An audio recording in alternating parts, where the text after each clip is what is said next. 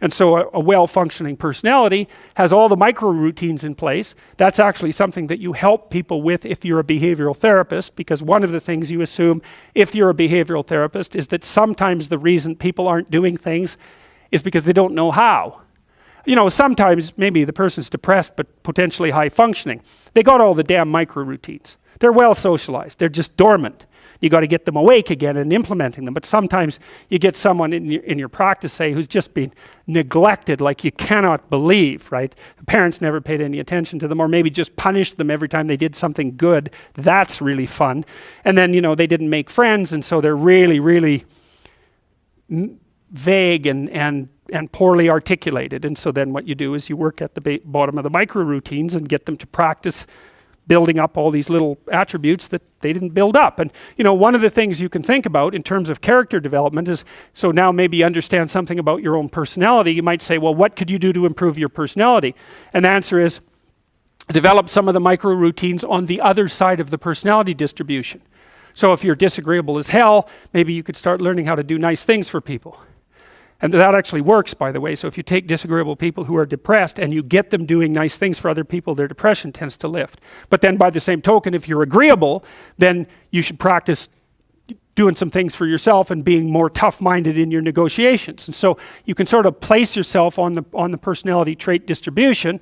You know, you're extroverted. It's like, okay, man, learn to spend some time with yourself, right? You're low in openness. Well, try reading a book that's outside of your, you know, your sphere of interest now and then. If you're conscientious, well, you should probably learn how to relax occasionally, and so forth. So you can, I think partly what you're doing as you're developing your personality is not moving the mean much, the average, where, you know, where you're located, but you're extending the standard deviation so that you're a bigger bag of tricks than you were before.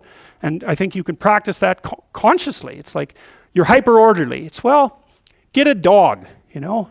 Dogs are messy, horrible things, you know. It's just what you need if you're hyper-orderly, because they're going to leave hair everywhere and force you to live with it. And so, okay, so this is sort of you, right? This is your personality. It's this collection of subroutines that you've turned into a hierarchy, and then there's something at the top of it, and that's a big question. Like, what the hell should be at the top of the hierarchy? Because that's the ultimate question of unity. And the clinicians would say, well, it's the self-actualized person, or it's the self, or something like that. You know, that's the implicit and perhaps explicit ideal that you're aiming for. And you might say, well, does such a thing exist? And I would say, well, do you admire people? Because that's your answer, right? Do you despise people? Well, you like some people and you don't like others. You respect some people, you don't respect others. Well, you're acting out the notion that there's at least an implicit ideal. You do the same thing when you go to movies. You know who the hero is, you know who the bad guy is. You're acting out the proposition that there's some sort of value hierarchy and there's some sort of manifestation of it that's coherent across time. So you appear to believe that, and you know you are driven at least to some degree by your own inner ideals.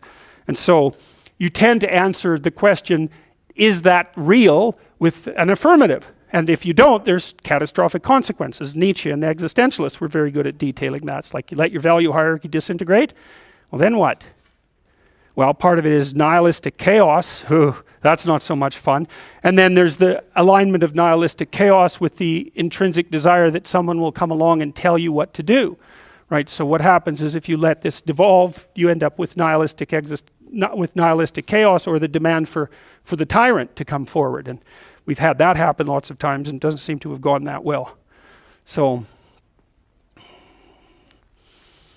all right, well, so what happens when you lay out these little routines in the world at different levels of analysis?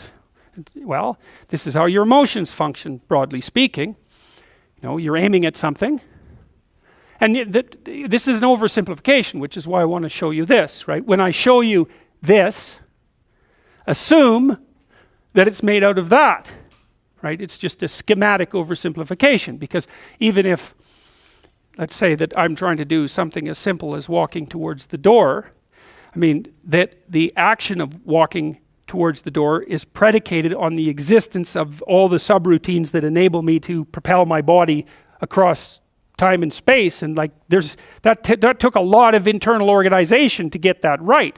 It's automatized now, and so you can treat it like it's invisible, but implicit in any one of these structures is this entire structure.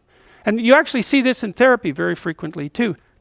Okay, one of the things that I've figured out over the last years is this is a good proposition. So, it's pretty self-evident that life has got its rat's nest of miseries, and that's for sure. And maybe you could even make a categorical statement that life is mostly a rat's nest of misery.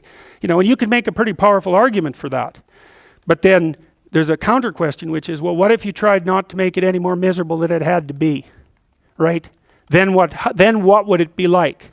And my suspicions is that a lot of that misery, I would suspect that most of that misery would go away, because it's the unnecessary misery that really brings you down. It's like, well, if someone has cancer, it's like, that sucks. But it's not like you can say, if only we had done this differently, then that wouldn't have happened.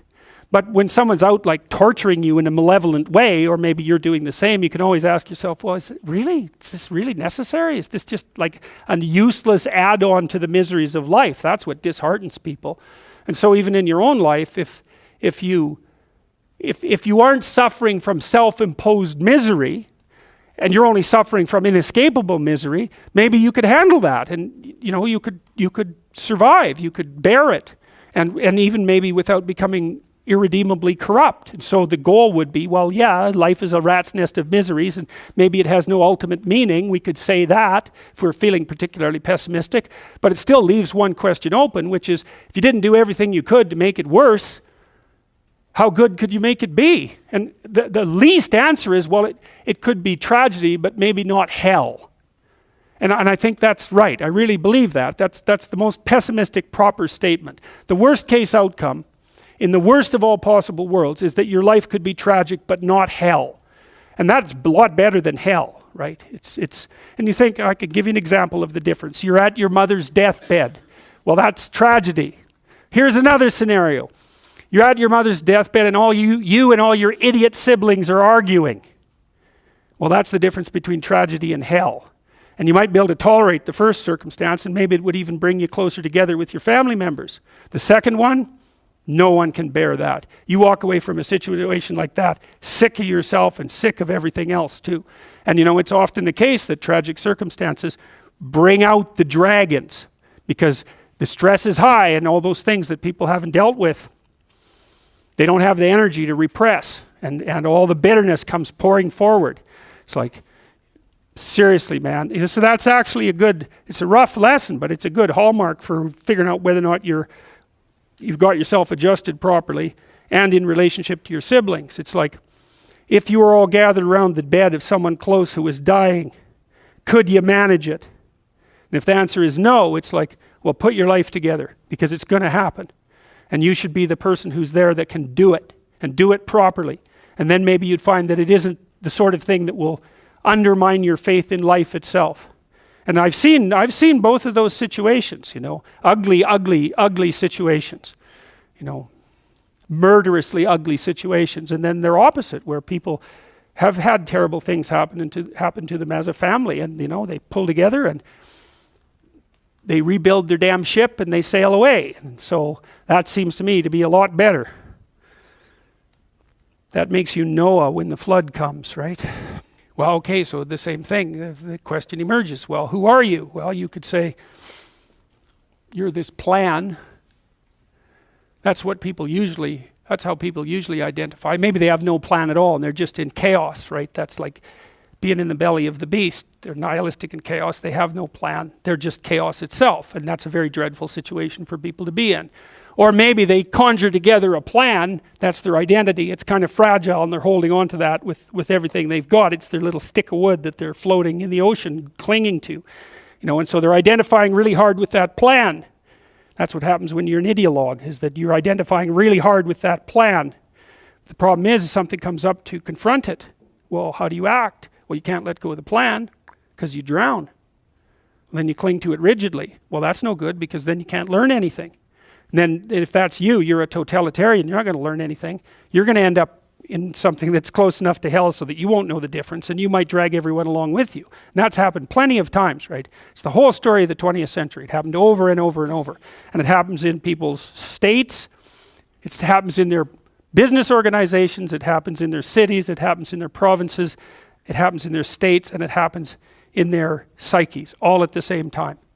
You can't blame the manifestation of that sort of thing on any of those one levels. It happens when a society goes down that way, it goes down everywhere at the same time. It's not the totalitarians at the top and all the happy people striving to be free at the bottom. It's not that at all. It's totalitarianism at every single level of the hierarchy, including the psychological. And so you don't want to be the thing, you don't want to be in chaos, that's for sure, but you don't want to be the thing that clings so desperately to the raft that you can't let go when someone comes to rescue you, right? You don't want to be that. So then you think, well, exactly what are you? You're not the chaos, you're not the plan. Maybe you're the thing that confronts the obstacle. And I would say that's the categorical lesson of psychology insofar as it has to do with personal transformation. Because that's what you always teach people in psychotherapy. I don't care what sort of psychotherapist you are. You're always teaching them the same thing. You're the thing that can, you're not the plan. You're the thing that can confront the obstacle to the plan. And then when you know even further that the obstacle is not only an obstacle, but opportunity itself, well, then your whole view of the world can change, because you might think, well, I've got this plan, something came up to object to it. It's like, it's possible that the thing that's objecting has something to teach you that will take you to the place where you develop an even better plan. And it's a nice framework to use. It's like, are you so sure that this is a problem? Is that the only way that you can look at it? Or is it an opportunity? I mean, I'm not trying to be, naively optimistic. There are some things that's pretty hard to extract gold from some dragons, and maybe the death of a family member is a good example of that. But even in a situation like that, I can tell you that it's an opportunity for maturation, that's for sure. And the thing is, you might say, well, it's pretty miserable to be digging for gold when someone's falling into the grave. Well, if they really love you, first of all, that's what they'll want you to do. And second, you're going to make their death a lot more palatable experience for them if you're someone who can be in the room and be helpful instead of be, quivering in the corner and feeling that the entire world is collapsing in on you. I mean, that's another. You want to be the useful person at the funeral. How's that for a goal? That's a good goal, man. You know that you've got yourself together in a situation like that because you're going to be at them. And maybe you want to be the person on whose shoulder people cry. That'd be a good goal. And it's kind of, I don't like being naively optimistic. So when I tell you to get your life together, I'm not going to say roses and sunshine. It's like that's pablum for fools. But it really is something to be the reliable person at a funeral.